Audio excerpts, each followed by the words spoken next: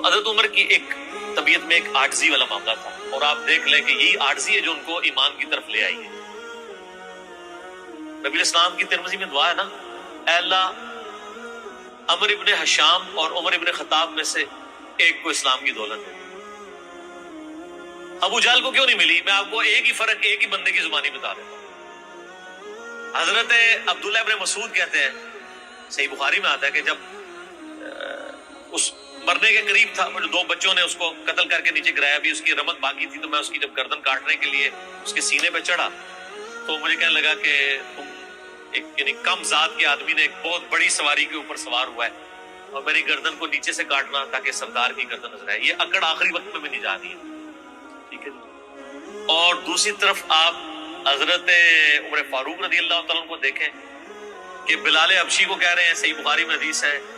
کہ ابو بکر ہمارے سید ہیں جنہوں نے ہمارے سید بلال کو آزاد کروایا۔ عرب کے بنو عدی کا سردار ایک حبشی کو، یہ آپ امیجن ہی نہیں کر سکتے آج کہ خاندانی وہاں پہ نظام، قریش تو اپنے برابر کسی کو سمجھتے نہیں تھے، سیدنا بلال کا۔ اور ایک دفعہ جب ابو جہل پٹائی کر رہا تھا عبداللہ ابن مسعود کی، دھکا مار کے چلا گیا۔ یہ سب کچھ عمر سیریز میں فلمایا قطر والا، تو وہ اب وہ نیچے گرے پڑے ہوئے ہیں، حضرت عمر وہاں سے گزر رہے ہوتے ہیں، ابھی اسلام نہیں قبول کیا، تو وہ ہاتھ پکڑ کے اسے اٹھاتے ہیں، تو عبداللہ بن مسعود کی زبان سے نکل جاتا ہے کہ واللہ تم ان دونوں میں سے بہتر۔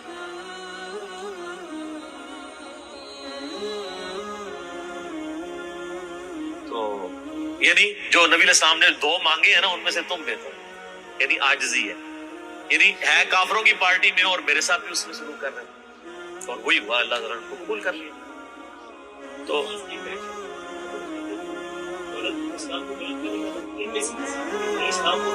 ہاں یہ بھی، یہ دو علادہ حدیث ہیں، دو علادہ، ترمذی میں دونوں روایتیں۔ اچھا اب آپ دیکھیں کہ سیدنا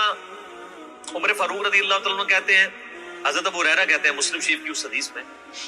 کہ حضرت عمر مجھے کہا کرتے تھے، مجھے پوری زندگی کبھی عمارت کا شوق نہیں ہوا سوائے اس دن کے کہ جس دن علی کو جھنڈا ملا، مجھے بھی خواہش تھی کہ کاش نبی علیہ السلام مجھے وہ جھنڈا دے۔ یہ حضرت علی کے لیے بہت بڑی فضیلت ہے اس حوالے سے کہ سیدنا عمر ان پر رشک کرتے ہیں۔ باقی ایک سنن کبریٰ البیہقی میں من گھڑت روایت ہے کہ حضرت عمر کہا کرتے تھے، وہ جو ایک بڑی مشہور بیان کر رہے ہوتے ہیں کہ وہ ستاروں کے برابر کس کی نیکی ہے، حضرت عائشہ نے پوچھا ان کا بھی تیرے باپ کی ہیں، تو حضرت عمر کی ہیں، تو پوچھا کہ میرے باپ کی، ان کا بھی، ان کی تو ایک نیکی جو ہے وہ غار ثور کی سب پہ بھاری ہے۔ اس حدیث کو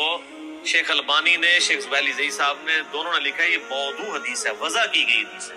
لیکن یہ ہمارے مسلمانوں کے بچے کو یاد ہے، جعلی حدیث ہے، ضعیف نہیں سر، گھڑی ہوئی حدیث ہے۔ اور جو مسلم شریف کی حدیث تھی وہ ہم نے آگے ایکسپلور کیا کہ حضرت عمر کہتے تھے مجھے علی پر رشک کہ مجھے وہ جھنڈا نہیں ملا اور علی کو ملا۔ دوسری طرف سیدنا علی بھی سیدنا عمر سے بڑی محبت کرتے تھے۔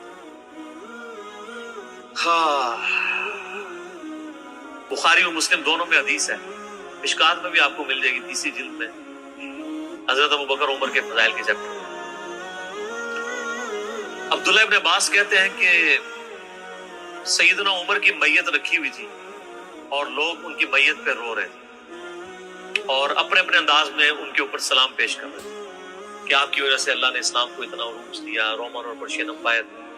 گر گئی، یرموک اور قادسیہ میں اللہ نے مسلمانوں کو فتوحات دی۔ اور کہتے ہیں اتنے میں ایک شخص میرے پیچھے آ کے کھڑا ہوا، کیونکہ میں بھی میت کے سامنے بیٹھا ہوا تھا، اس نے میرے کندھے کے اوپر آ کے یوں کونی رکھ لی اور اس نے سیدنا عمر کی میت کو مخاطب کر کے کہا کہ اللہ تجھ پہ رحم کرے اے عمر ابن خطاب۔ میں نے اللہ کے محبوب صلی اللہ علیہ وآلہ وسلم سے بارہا سنا تھا کہ میں ابو بکر اور عمر فلاں جگہ گئے، میں ابو بکر اور عمر داخل ہوئے، میں ابو بکر اور عمر نکلے، مجھے امید تھی کہ تم اپنے ان دو ساتھیوں کے ساتھ جا کے ملو گے۔ کون سے دو ساتھی؟ سیدنا ابو بکر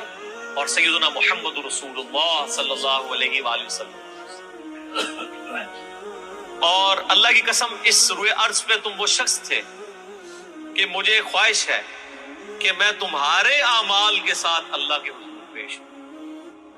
ظاہر ہے اتنا بڑا عروج سر، انسانی تاریخ کا سب سے بڑا ریولوشن نبی علیہ السلام کا، اس کی ایپکس سیدنا عمر کے دور میں ہوئی ہے، اور یہ اللہ کا معجزہ ہے۔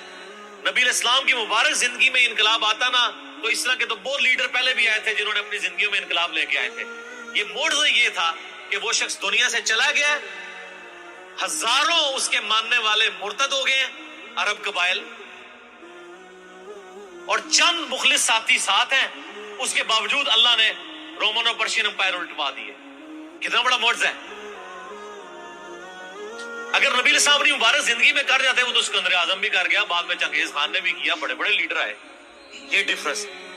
ایک یہ ڈفرنس، اور دوسرا ڈفرنس یہ کہ نبی علیہ السلام نے اپنی وفات کے بعد 10 سال بعد، 20 سال بعد، 30 سال بعد، 50 سال بعد، ایون 500 1000 سال بعد ہونے والے واقعات کو بھی بیان فرما دیا کہ یہ ہوگا۔ آج تو ہم تاریخ میں دیکھ سکتے ہیں کہ وہ سب کچھ ہوا ہے۔ اگر آپ کو شوق ہو تو دلائل النبوہ امام بیہقی کی کتاب ہے، 3500 حدیث پہ، 5ویں صدی ہجری میں لکھی گئی ہے۔ اس میں 500 سال میں جو نبی علیہ السلام کی پروفیسیز پوری ہوئی ہیں نا، من نوان اسی طریقے سے موجود ہے۔ بخاری مسلم میں جو حدیثیں ہیں تاتاریوں سے جنگوں والی، وہ اس وقت تک نہیں ہوئی تھی، حدیثیں تو پہلے سے موجود تھی۔ آج تو ہم ان کو بھی درست مان رہے ہیں، ٹھیک ہے۔ نبی علیہ السلام نے پریڈکشن کی تھی کہ ان قریب کیسر روم ختم ہوگا، قیامت تک کوئی کیسر نہیں ہوگا، بخاری مسلم کی حدیث ہے، اور دیکھ لیں قیامت تک کوئی کیسر نہیں ہوا۔ ان قریب پرشین امپائر ختم ہوگی اور قیامت تک کوئی کسرا نہیں ہوگا۔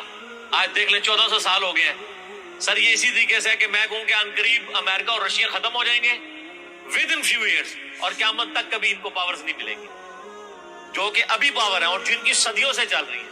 اور وہ پھر پاور بھی ان لوگوں کے ہاتھوں ہوئی ہے کہ جن کے پاس اسلحہ بھی نہیں تھا ان کے سے لڑنے کے لیے، مین پاور بھی نہیں تھی ان کے لیول کی، الٹوا دی اللہ تعالیٰ نے۔ تو سیدنا علی نے کہا کہ یعنی ابن عباس کہتے ہیں کہ حضرت عمر فاروق رضی اللہ تعالیٰ عنہ کی بیعت پہ یعنی یہ کلام وہ جو شخص میرے یعنی کندھے پہ کونی رکھ کے کر رہا تھا نا، تو میں نے جب اس کو مڑ کے دیکھا تو علی بن ابی طالب تھے جو سیدنا عمر کے بارے میں یہ کلمات کہتے تھے۔ تو یعنی ان لوگوں کی للہ یہ تھی کہ وہ تعریف کیا کرتے تھے، کوئی آر محسوس نہیں کیا کرتے۔ اور آپ دیکھیں سیدنا عمر کی بھی کتنی محبت تھی سیدنا علی سے کہ جب کبھی بھی فارن ٹور پہ جاتے تھے اپنی جگہ حضرت علی کو خلیفہ بنا کے جاتے تھے، کیونکہ نبی علیہ السلام جب تبوک پہ گئے تھے تو سیدنا علی کو چھوڑ کے گئے تھے۔ بخاری مسلم میں آتا ہے حضرت علی رو پڑے، پہلا اور آخری موقع تھا کہ جنگ میں نہیں گئے تھے، فرمایا تم اس پہ راضی نہیں ہو، تمہاری میرے ساتھ وہی نسبت ہے جو ہارون کی موسیٰ کے ساتھ، مگر میرے بعد کوئی نبی نہیں۔ تو حضرت عمر اس سنت پہ عمل کرتے تھے۔ جب بھی وہ جاتے تھے، جب بیت المقدس فتح ہوا چابیوں کے لیے انہوں نے بلایا، سیدنا علی کو اپنی جگہ چھوڑ کے گئے، اس سنت پہ عمل کیا کرتے۔ اور یہ بات شیعہ کے ہاں بھی ملتی ہے۔ میری ایک شیعہ عالم کے ساتھ ایک دفعہ بحث ہوئی 2011-12 کی بات، تو مجھے کہنے لگے کہ حضرت عمر جو ہے نا حضرت علی کو خلیفہ بنانے میں مخلص نہیں تھے، اسی لیے انہوں نے 6 رکنی کمیٹی بنائی، ان کو چاہیے تھا ڈائریکٹ حضرت عمر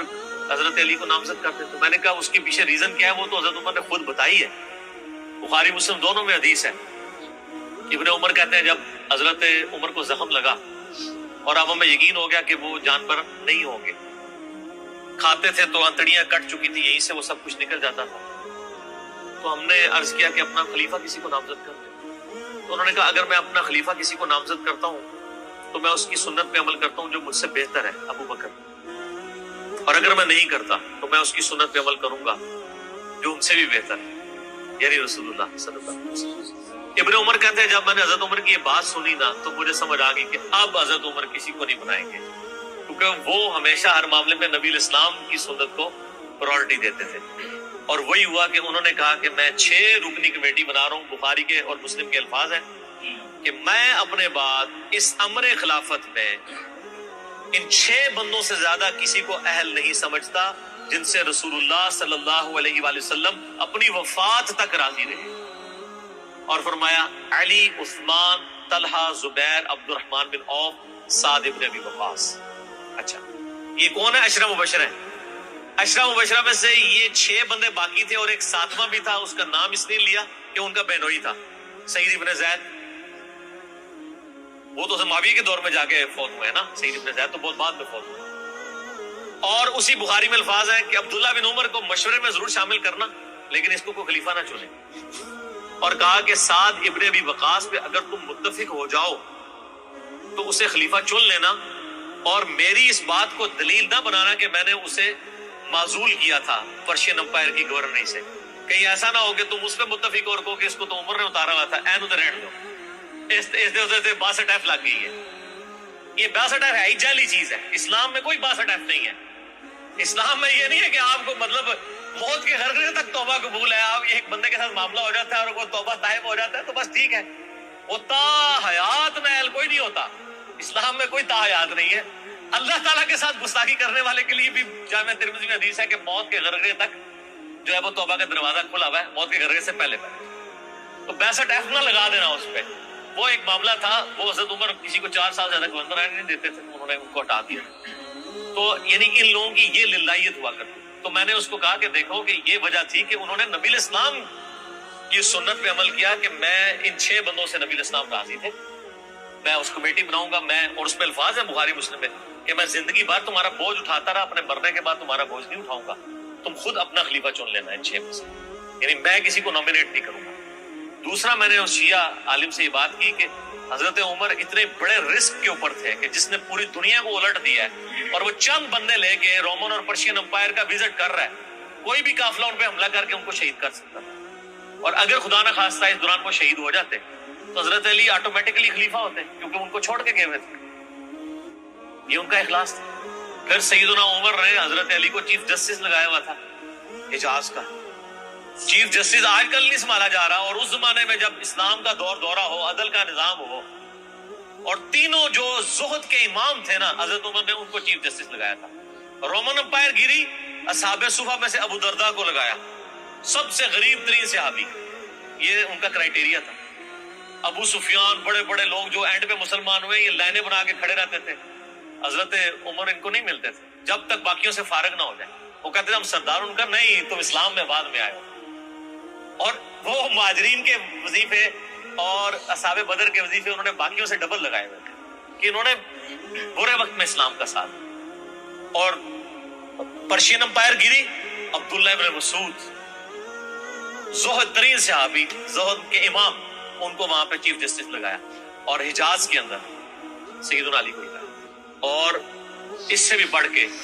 سیدنا علی ابن ابی طالب کی ایک بیٹی ہے ام کلثوم، سیدہ فاطمہ سے ان کا رشتہ مانگا سیدنا عمر کہ میرا اہل بیت رسول کے ساتھ رشتہ بنا۔ صحیح بخاری میں بھی اس کا ذکر اشارتاً موجود ہے ام کلثوم کا۔ شیعہ اور سنی دونوں کے ہاں ان کی کتابیں تو مانتی ہیں، بابے نہ مانے تو الگ بات ہے، کتابوں میں موجود ہے کہ سیدنا عمر فاروق کی بیوی تھی ام کلثوم، اور سلام اللہ علیہا، اس کی وجہ سے یعنی انہوں نے ایک فخر محسوس کیا کہ میرا اہل بیت کے ساتھ ایک رشتہ داری والا معاملہ ہوتا ہے۔ سیدنا عمر اس طرح کے معاملات کے اندر اہل بیت کے ساتھ بہت حسن سلوک والا معاملہ کیا کرتے تھے۔ اگرچہ ان کی طبیعت میں سختی ضرور تھی، لیکن جو دین کے معاملے میں تھی وہ ساری سختی تھی، اپنی ذات کے معاملے میں نہیں ہوا کرتی۔ صحیح مسلم میں ایک حدیث ہے، اسی پہ میں کنکلوڈ کرتا ہوں کہ سیدنا عمر نے ایک خواب دیکھا کہ مجھے ایک مرغے نے خواب میں ٹھونگے ماری۔ انہوں نے پھر اگلے دن خطبہ دیا، انہوں نے کہا کہ میں نے خواب میں دیکھا ہے کہ اس طرح مجھے ایک مرغ نے چونچے ماری ہیں خواب کے اندر، میں نے اس کی تعبیر یہ کی ہے کہ عنقریب مجھے قتل کر دیا، اور اگر بائی چانس اچانک میں مار دیا جاؤں، یہ تو کسی کو نہیں پتا تھا کہ وہ ایک تقریباً 3-4 دن تک زخمی حالت میں ہوش میں رہیں گے، اچانک بھی تو مار سکتے تھے اگر گردن اتر جاتی۔ اگر میں اچانک مار دیا جاؤں تو تم اس امر خلافت کو ان 6 بندوں سے باہر نہ جانے دینا۔ صحیح مسلم میں ان 6 بندوں کے نام نہیں ہیں، لیکن بخاری میں وہ نام بھی ہیں، سیدنا علی، عثمان، طلحہ، زبیر، عبد الرحمن بن عوف اور سعد بن ابی وقاص۔ اور انہوں نے کنسنسس کے ساتھ پھر بعد میں سیدنا علی اور عثمان ہی بچ گئے تھے، ان میں ٹائی پڑ گئی تھی تو الٹیمیٹلی پھر حضرت عثمان کو چن لیا گیا۔ تو اگر میں اچانک مار دیا جاؤں تو ان 6 بندوں سے باہر کسی کو خلیفہ نہ چننا، اور مجھے پتا ہے کہ جب تم ان 6 بندوں میں سے کسی کو خلیفہ چنو گے تو کچھ لوگ تمہاری مخالفت کریں گے، اور یہ وہی لوگ ہیں جن کو میں نے اسلام کی خاطر اپنے ہاتھوں سے مارا ہوا ہے، یعنی وہ لوگ جو بالکل اینڈ پہ مسلمان ہوئے ہیں، جن سے ہم نے غزوہ بدر، خندق، احد لڑی ہوئی ہے، اب یہ اینڈ پہ مسلمان ہوئے ہیں،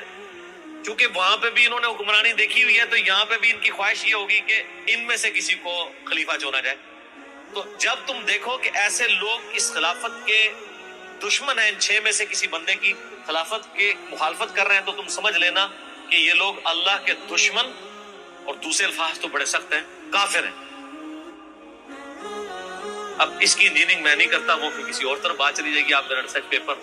واقعہ کربلا کا حقیقی پس منظر 72 صحیح الاسناد احادیث کی روشنی میں، جس میں میں نے 200 روایتیں اکثر بخاری مسلم سے پیش کی ہیں،